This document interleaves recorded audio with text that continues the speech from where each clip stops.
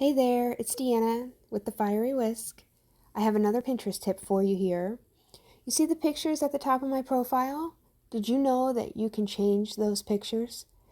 Pinterest does allow you to change the photos at the top, but it only gives you two options. So if you want to change the photos, here's how you do it. If you look at this screen, you'll see a pencil in the top right-hand corner. Click the pencil. And as you can see, I have latest pins to show up on the top of my profile.